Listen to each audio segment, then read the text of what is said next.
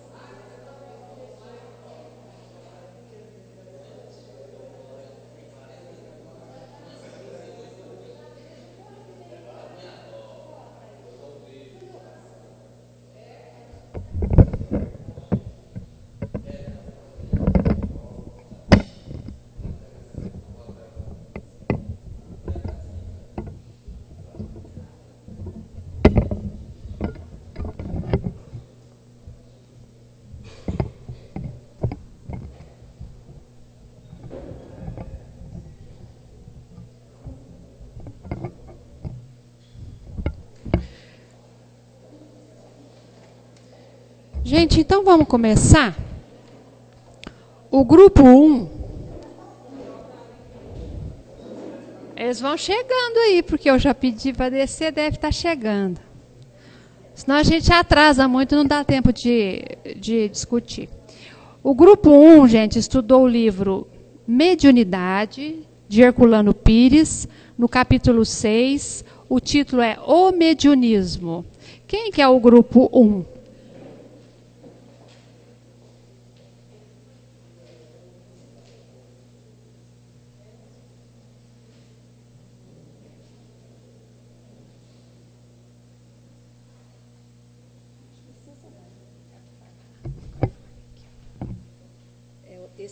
Boa noite para todos.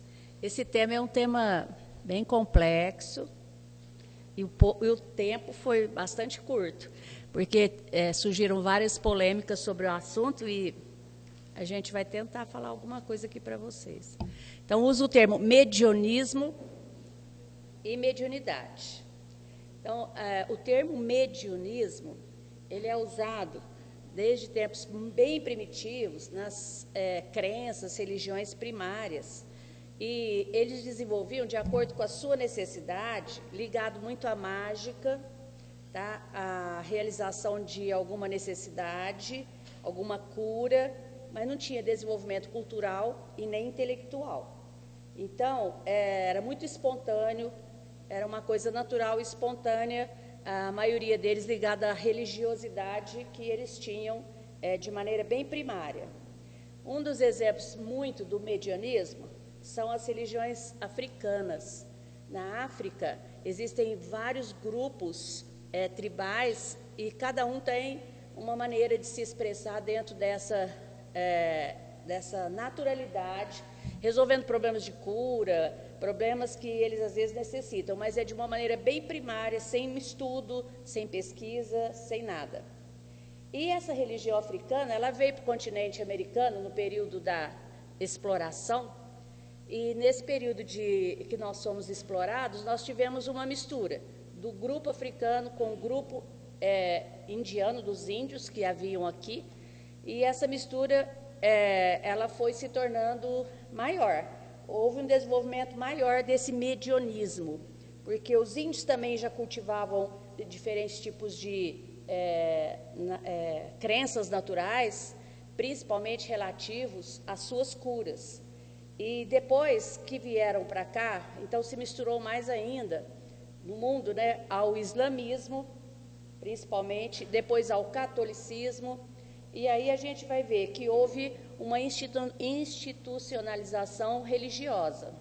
Mas, dentro disso, nós vamos ver que o mediunismo, ele é natural, espontâneo, era uma coisa assim ligada à crença antiga, que não deixava de ter mediunidade. Agora, nós falamos de mediunidade a partir do momento que a gente sabe que existe estudo, que existe realmente uma conscientização do problema, para saber a origem desse problema, tem que ter uma reflexão dos fenômenos, saber a sua natureza, aceitar os fatos com objetivos e finalidades práticas. Isso aí já entra a mediunidade. Então, a mediunidade, a diferença dela é que é um mediunismo racionalizado, estudado, tá? É com reflexão religiosa e filosófica.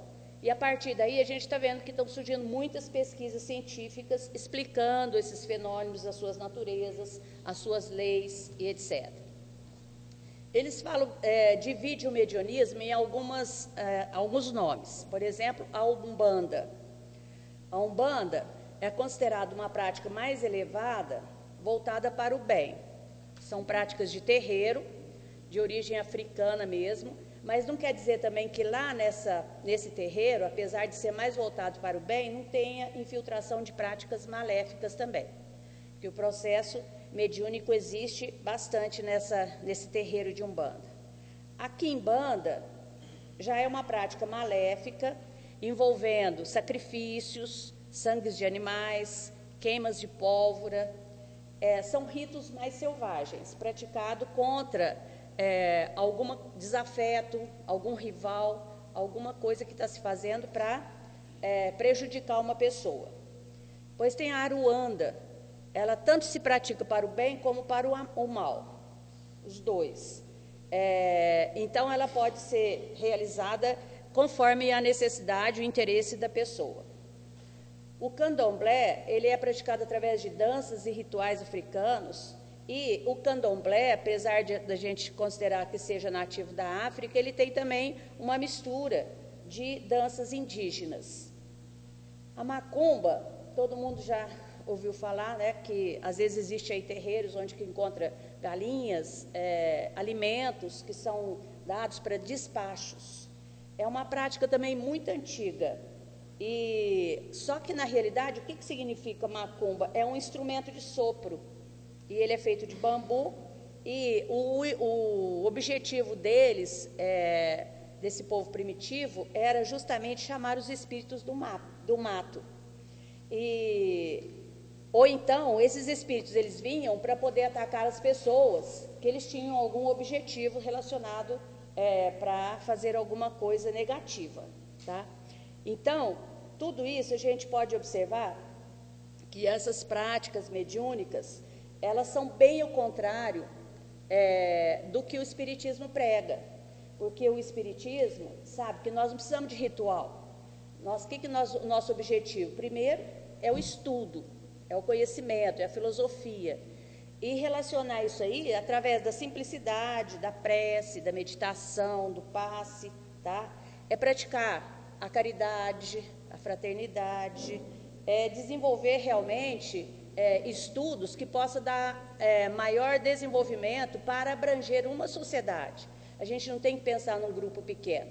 E a gente até comentou que o Espiritismo hoje ele está sendo assim, muito divulgado, porque de primeiro era até difícil a gente ter livros, hoje a gente encontra bastante livros, até preços acessíveis. Nós temos aí reportagens interessantes de televisão, nós temos filmes, né? Os filmes estão sendo muito divulgados. Então, o objetivo é realmente esclarecer que ele é baseado em Allan Kardec, e esse trabalho, ele é um trabalho de evolução da pessoa, através da sua evolução do espírito, procurando cada vez mais desenvolver o seu espírito.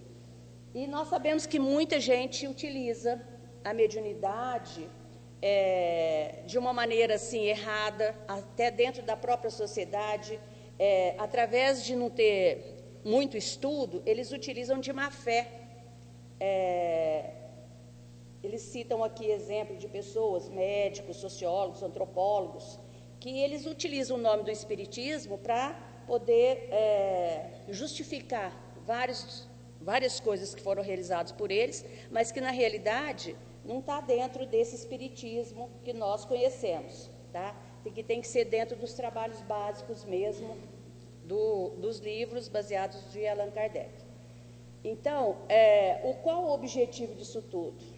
A gente chega à conclusão que a tendência natural do homem é realmente criar grupos que possam cada vez mais entender o mundo espiritual com o mundo material e tentar solucionar, através desse conhecimento, os nossos problemas inferiores. Então, a gente tentar evoluir cada vez mais através dos estudos, tá? Então, o Espiritismo, ele nos leva a isso, a nossa perfeição moral, espiritual e social. Esse é o objetivo, e que tanta coisa fala aqui, mas que, resumindo, nós entendemos só isso. Certo? Bastante. Entendemos bastante coisa, né? Então, a gente vê que o mediunismo, gente, é essa capacidade, né, de entrar em contato, né, com o outro lado da vida, né? O mediunismo é aquela coisa bem primitiva que todo mundo tem, o índio, o africano, às vezes as criaturas. Lá em casa a gente entra em comunicação com o espírito que a gente não tem ainda ideia do que é, pensa assim, que é assombração, tudo isso é mediunismo. Quando a gente vai falar que é mediunidade, porque eu estudei Allan Kardec, eu estudei o Livro dos Médiuns, então eu sei que o fenômeno é o mesmo, só que eu sei por que está acontecendo isso comigo, por que eu estou entrando em contato, qual que é o objetivo, né? Aí a gente está praticando a mediunidade, na busca, né, de compreender melhor as dificuldades que a gente tem como pessoa, né, e se melhorar, como disse ela. Então, o mediunismo é essa mediunidade mais primitiva, que a gente não sabe por quê, a gente não compreende, a gente não entende. A gente ainda não estudou à luz do Espiritismo, né? O grupo 2 estudou Mediunidade Sem Lágrimas, de Eliseu Rigonati. Estudaram 2 textos, Exercícios e O que faz um médium fracassar. Quem que é? Vamos falar aqui no sorvetão.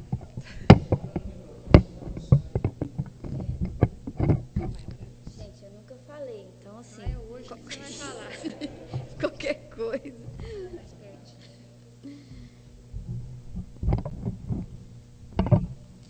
Tá.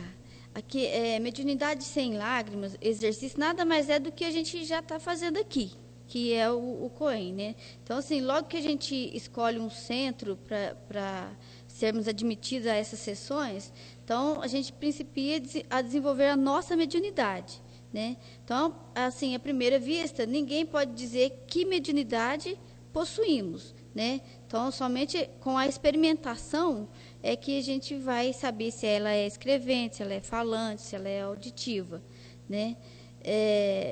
E através desse exercício a gente pode desenvolver 2, por exemplo, mas uma prevalecerá, né? Que não tem como se desenvolver várias mediunidades. Então, uma vai prevalecer, porque pode acontecer de se arriscar a desenvolver 2 ou 3 e ficar sem nenhuma. Isso acontece, né? Então, assim, esse exercício ele começa por a gente aprender a concentração, que ela significa pensar em uma só coisa, né? Então, a gente vai deixando o pensamento fixado em Deus, né, no nosso Pai, e através de uma prece fervorosa, né, é que a gente vai conseguir ter essa concentração assim mais acentuada.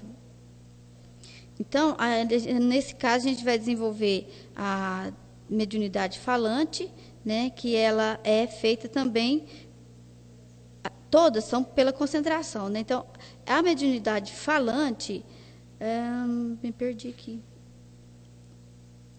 Ela é orientada pelo dirigente, né? E a escrevente, a gente toma o lápis, no caso, né? E vai deixando a nossa mente tranquila, livre. Então, aquilo que vem é o que a gente vai deixando o nosso braço relaxado, ele vai escrever, sem preocupar com o que está sendo escrito. Isso é muito importante. E aí vai desenvolver a audiente, que é aquela que a gente tem que ter bastante cuidado, tem que ter ser bastante sincero, né, naquilo que a gente está ouvindo, porque existe aquela questão da gente confundir se é nosso ou se é do espírito, né? A vidente, ela pode ser com os olhos abertos ou fechados, né? E tem a mediunidade intuitiva, onde o médium também se mune do papel e do lápis, né? E aquilo que vai aflorando ao cérebro é o que ele vai deixando a escrever. Bom, é isso. Tá certinho. Só um minutinho. Então, vocês viram que é o roteiro do nosso COEM, né, gente? A gente passou para vocês verem que a gente não faz ao léu. A gente tem base, a gente busca os estudos para a gente aprender a desenvolver, a educar, a trabalhar essa mediunidade, né? Tudo isso aí já não é novidade para a gente já conhece, que é esse exercício que vai nos dar segurança para que a gente possa trabalhar com mediunidade, para que a gente possa fazer o trabalho de maneira mais eficiente, compreendendo o que está acontecendo. Então, esse exercício é muito importante. Isso que a gente faz aqui no COEM, que a gente depois vai trabalhar na reunião mediúnica, e a gente vai exercitando todos os dias a frequência, a assiduidade, né? Tudo isso é muito importante para que a gente possa se desenvolver melhor e compreender melhor essa mediunidade. Para terminar...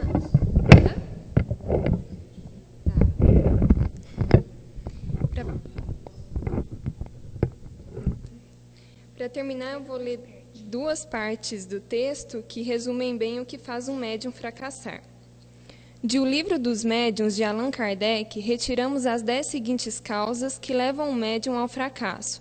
São elas: falta de análise das comunicações, leviandade, indiferença, presunção, orgulho, suscetibilidade, exploração, egoísmo, inveja e elogios. A falta de rigorosa análise das comunicações dá margem a espíritos mistificadores, através de ditados extravagantes. Desviem o médium e esterilizem sua mediunidade, que nada mais produzirá de útil. Um médium nunca dará ouvidos a elogios, venham eles de onde vierem. O elogio desperta nosso amor próprio e alimenta nosso orgulho. É conveniente sabermos que os homens e os espíritos verdadeiramente superiores dificilmente elogiam, e quando o fazem é com palavras de estímulo que nos revelam o muito que ainda nos falta trabalhar, para concluirmos o que nos propusemos realizar.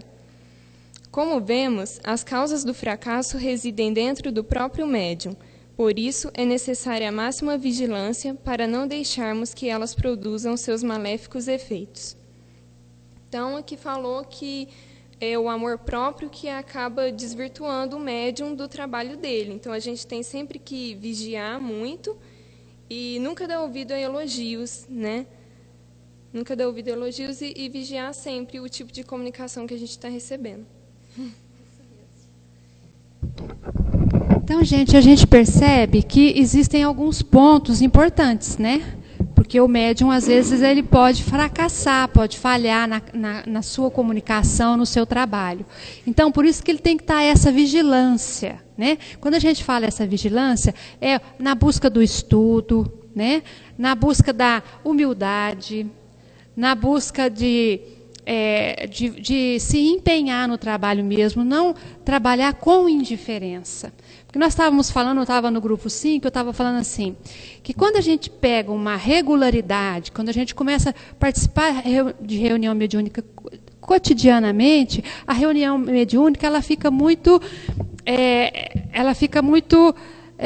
parada, ela fica muito repetitiva, ela fica monótona, porque a gente sabe que é sempre aqueles espíritos que chegam, sofridos, não existe grandes espetáculos, grandes maravilhas, nada disso. É muito sofrimento e muita dor, né?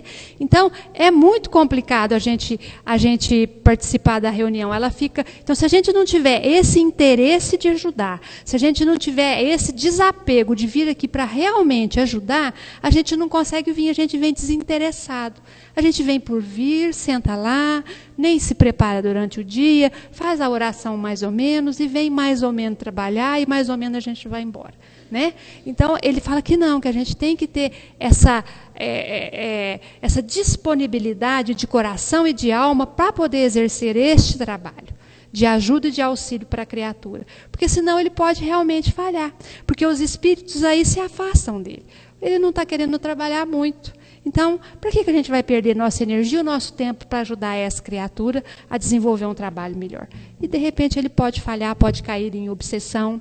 Né? Cair em obsessão por quê? Porque ele não observa o conteúdo que ele está recebendo, ele não observa o que está acontecendo com ele, ele não se educa, ele não se vigia eticamente, moralmente, então ele cai em obsessão. Né? É nesse sentido que o estudo veio falar com a gente. O grupo 3, gente, vai estudar o livro Enfoques Espíritas, que é de Viana de Carvalho, a psicografia de Divaldo Franco, capítulo 22, Os Escolhos da Mediunidade.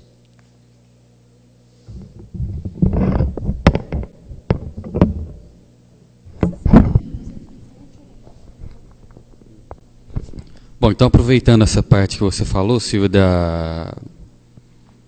da obsessão, né? É uma das maiores dificuldades aí, se o médium não tiver uma certa vigilância. Nós vimos aqui no grupo que é perfeitamente compreensível que para a mediunidade ser nobremente exercida, ela defronta com números escolhos, né? Com númeras dificuldades. A faculdade procede do espírito, que se manifesta pela organização fisiológica. E ela, então, como a gente disse, ela necessita dessas metodologias especiais, desses cuidados especiais, para a gente chegar no ponto que a gente precisa. Nós vimos no nosso grupo que a mediunidade ganhou mais respeito e é tratada como lugar de mais destaque hoje em dia do que antigamente, que havia muito teatro, muitas manifestações circenses, mas mesmo assim ainda hoje há, só que menor, né? Em menores números. Só que mesmo assim nós vimos que... onde que eu estava aqui que eu me perdi? Mesmo assim o ser humano ainda, às vezes, acredita numa cura ou vamos dizer, na validade do passe, assim, mesmo só se houver aquele tipo de imposição de mãos, aqueles sinais. Ele não acredita muito simplesmente na energia que poderia estar ali envolvendo ele e ajudando ele. Deixa eu ver aqui onde que eu me perdi de novo.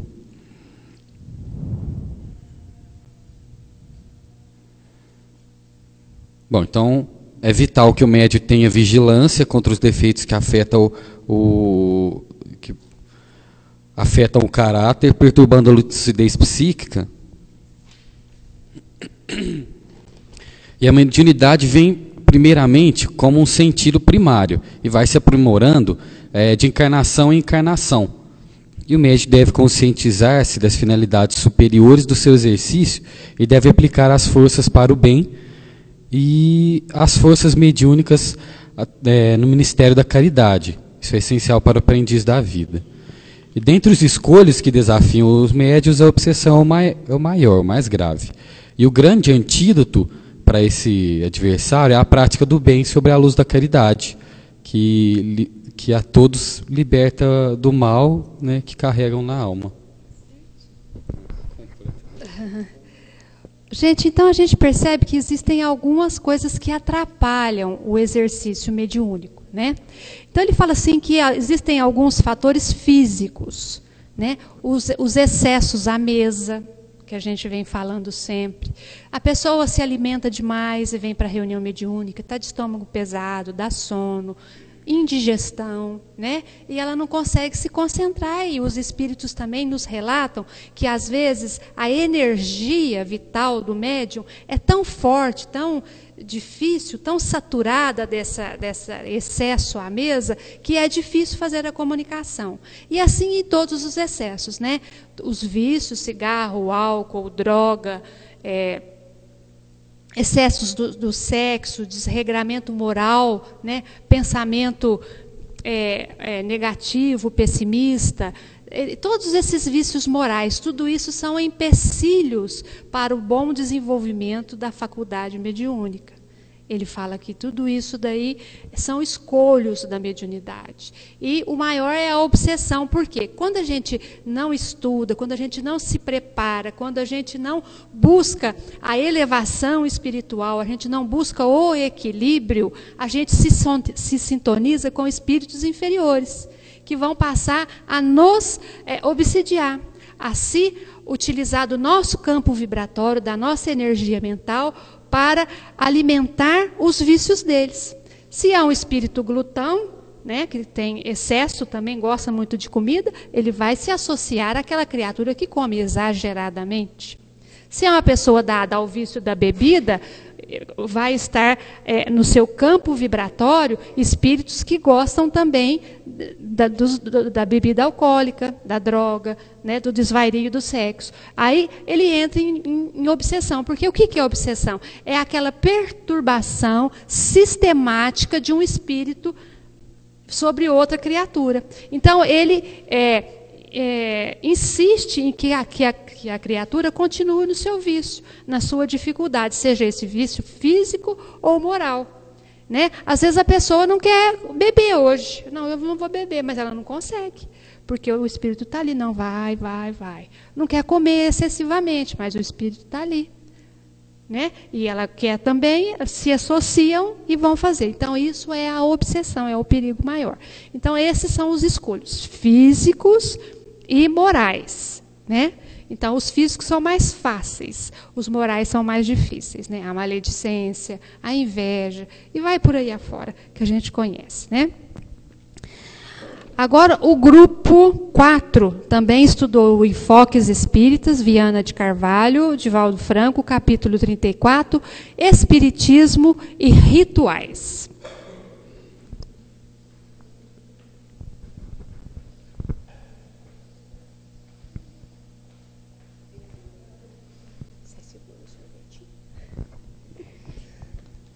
Bom, gente, a gente vai falar sobre o espiritismo e rituais. Segundo os autores, os rituais são todas as práticas exteriores de várias religiões que são expostas aos seus seguidores. Mas, na verdade, essa prática de exteriorização é desnecessária para o espiritismo. A gente não tem que estar falando de religião, cada um tem sua fé, cada um segue da maneira que acha melhor. Mas, segundo o espiritismo, a verdadeira prática que se deve ter é interna, é a melhoria de cada um. Porque cada um deve se melhorar individualmente para a coletividade, porque também ninguém vive sozinho, né? Então, o espiritismo é o evangelho de ética moral. E o processo evolutivo deve ser individual, porém na coletividade, porque ninguém vive só. E a Terra é uma escola transitória, na qual devemos praticar nossos aprendizados através de quê? Nossos estudos, nossos trabalhos fraternos, sempre auxiliando ao irmão, né? E, na verdade, o Espiritismo, a doutrina espírita, que foi passada por Kardec sobre a supervisão, a superior direção das vozes do céu, selecionou do próprio Evangelho a doutrina moral. Ou seja, o espírita sincero, na prática correta da doutrina, não se deixa iludir com perspectiva ou ilusões que possam arrastar massas. Porque há quem queira adaptar a doutrina, ainda há quem queira as circunstâncias e interesses de grupos transitórios. Porque na prática dos rituais, tem sempre alguém que acha que sabe mais que todo mundo. No espiritismo, não temos pastores nem nada. disso, né? Mas, na verdade, o Espiritismo foi passado por Kardec, por seres superiores, é um consolador para a humanidade, porque a humanidade quer caminhar realmente para a perfeição. Então, quem consegue estudar o Espiritismo, entender o Espiritismo, vai ver que a evolução individual, ela se torna muito mais coletiva do que imaginamos. Porque cada um de nós se melhorando, a gente melhora a comunidade em que estamos, e assim, se cada um se melhorando, com certeza a humanidade vai se melhorar. Então, gente, aqui o Soviana de Carvalho vem comentar que às vezes a gente, não sendo espírita e entrando numa casa espírita, acha estranho, né? Fala religião, acha estranho não ter nenhum ritual, nenhuma vestimenta, nenhum sacerdote ou pastor que vai falar a preleção lá. Não tem santo, não tem imagem, não tem casamento, não tem batizado. Mas que religião é essa que não tem nada disso, né? Que tipo de religião é essa? Não tem nenhuma uma pessoa que faz intercessão, que faz cura, que é mensageiro, nada disso, né? Que religião é essa? Então ele fala que o Espiritismo é a religião interior, é a religião que busca a interiorização do ser.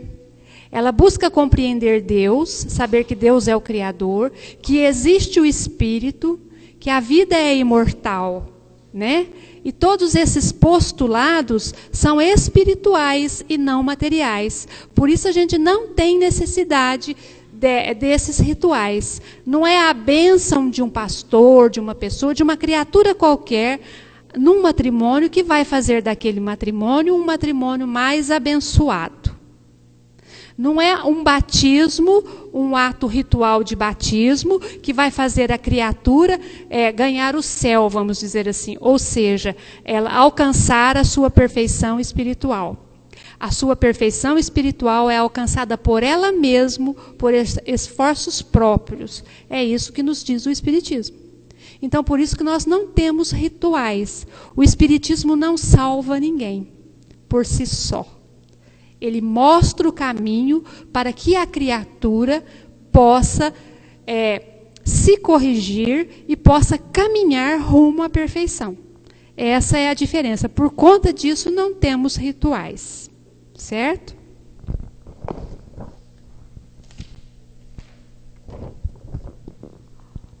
O grupo 5 também vai estudar Enfoques Espíritas do Viana de Carvalho com o Divaldo Franco.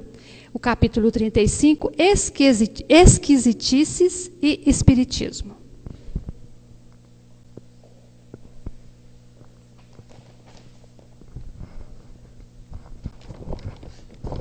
Boa noite. O nosso grupo vem complementar o que foi dito pelos outros, mesmo porque os últimos 2 temas eram do mesmo livro.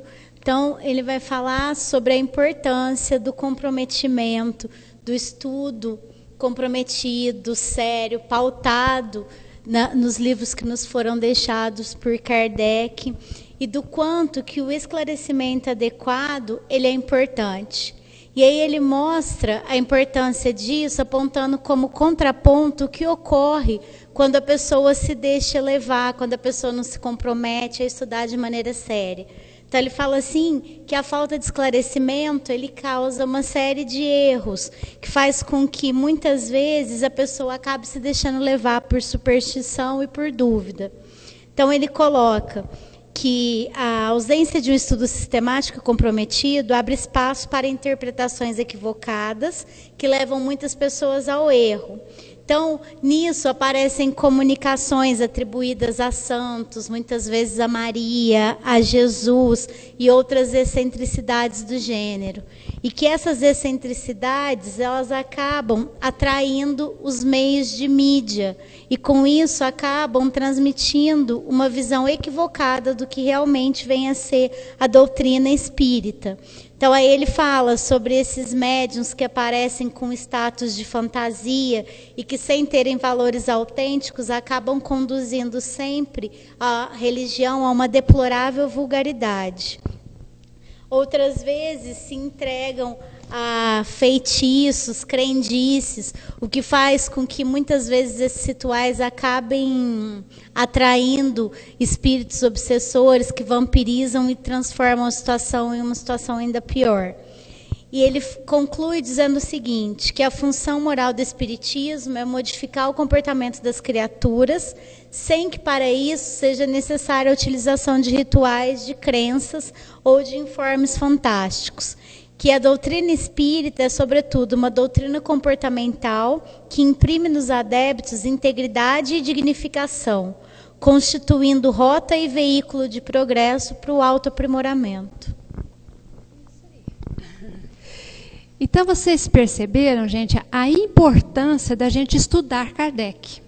Porque a gente estudando Kardec, principalmente o livro dos médiuns, né, no nosso caso aqui, a gente vai entender e compreender como ocorrem os fenômenos, de que maneira pode ocorrer, e todas as fantasias que às vezes a gente vê por aí, não é espiritismo. Quando você entra numa casa espírita e começa a perceber algumas práticas que não são as costumeiras que estão lá, que Kardec tão bem especificou lá no livro dos médiuns, a gente pode falar, não, essa casa ela não está praticando o espiritismo, né?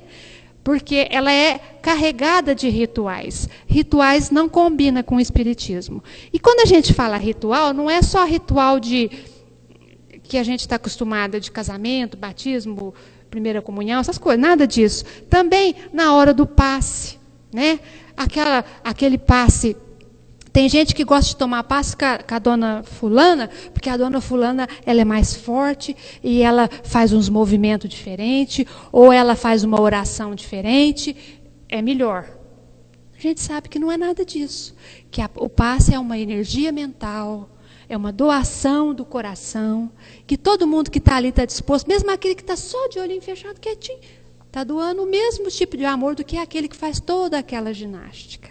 Né? Quando vai receber espírito, a gente imagina que o médium é aquele que melhor recebe o espírito, que seja, é o mais bravo, o que mais grita, o que fala mais. Né? Não, a gente sabe que não é isso. Que ele precisa, muitas vezes, se controlar um pouco, passar a mensagem, sem tanto barulho, né? Buscando mais não se equivocar no conteúdo do que na forma. Né? Então, a gente tem que prestar atenção em tudo isso. E como é que a gente vai saber de tudo isso? Estudando sempre. E, de preferência, em grupo. Né? Porque em grupo a gente entende melhor, a gente troca experiência. Se a gente não entendeu, a gente busca entender em outros livros, em outros autores, em outros grupos. Então, a importância do estudo é muito grande. E a gente aqui no Luz e Amor continua estudando, mesmo depois quando vocês já estiverem trabalhando na desobsessão, uma vez por mês é sagrado o nosso estudo sobre mediunidade. Nós fazemos isso, né? No sentido de compreender melhor e aparando as arestas, consertando essas esquisitices, às vezes que a gente vai pegando sem ver, a gente vê um fazer, outro vai fazer também, e a gente acaba pegando todas essas práticas que não são recomendáveis. Eu vou até contar uma história que é interessante. Tinha uma senhora num centro espírita que ela era uma médium muito boa, simples, é uma médium assim, muito estudiosa, trabalhadora, todo mundo gostava muito dela, e as pessoas se espelhavam muito nela, né? E começaram a perceber que ela ia dar o passe, ela entrava na sala de passe, ela tirava o sapatinho dela e punha no cantinho, e ficava de pezinho no chão, aplicando o passe. Aí, daí a pouco, a outra companheirinha também tirava o sapatinho e ficou. Daí a pouco, estava todo mundo dando passe descalço naquele centro espírita. Aí foram perguntar, mas por que você está dando passe? Foram estudar a respeito do passe e tal, era um grupo estudioso. Mas por que vai tirar o sapato? Ah, não sei. A dona Maria tira, eu também tiro. Ela é tão médium, tão boa, tão estudiosa, ela tira, eu também tiro. Todo mundo estava tirando porque ela tirava. Aí perguntaram para a dona Maria, por que ela estava tirando o sapatinho para aplicar o passe? Ela falou, é porque eu estou com uma joanete no meu dedo direito e eu não aguento ficar muito tempo em pé. Né? Então já estava ali criando um ritual que não tinha motivo de ser. Se não é um grupo estudioso, todo mundo ia dar passe sem o sapatinho, né? Igual a gente sabe assim, que às vezes tem pessoa que vai tomar passe, tem que descruzar o pé, porque senão quebra a corrente. Tem que ficar com a mão para cima, senão quebra a corrente. Não tem isso. Alguém falou isso uma vez e isso foi passando, virou como se fosse uma verdade. E se a gente estudar lá em Kardec, a gente sabe que não, que é tudo mental. Então, por isso a necessidade do estudo. Eu estou falando isso porque nós aqui no Luz e Amor estudamos. Amanhã, nós temos 4 grupos, Tom, mediúnico? 4 grupos mediúnicos, e é a última semana do mês e a gente faz o nosso estudo. E nós vamos estudar a respeito de doutrinação amanhã. Então, alguns companheiros nossos aqui estão tentando doutrinar, aprendendo. Então, nós gostaríamos de fazer o convite. Quem puder vir frequentar aqui amanhã, assistir o nosso estudo a respeito de doutrinação, a nossa casa está aberta para quem quiser vir assistir. Esse estudo, esse debate, não é só assistir, é um debate mesmo, uma troca de ideias, né? Nós fazemos no salão azul lá em cima, aquele que fica a televisão. Então, vocês podem chegar, subir, que a gente está lá, 8h da noite. Tá? Quem puder e tiver com vontade de aprender um pouquinho mais sobre doutrinação, nós vamos fazer esse estudo. E com isso nós encerramos fazendo uma prece, agradecendo a Deus, agradecendo a Jesus, a oportunidade de nos reunirmos com o intuito de estudar, compreender, entender melhor a doutrina, para que possamos, iluminados com esses ensinamentos, caminharmos com mais tranquilidade, em busca da perfeição. Seja conosco, Jesus, neste momento, em que nos reunimos sempre, em seu nome, para estudar, compreender melhor os seus ensinamentos. Que assim seja. Então, até amanhã ou até a semana que vem, se Deus quiser.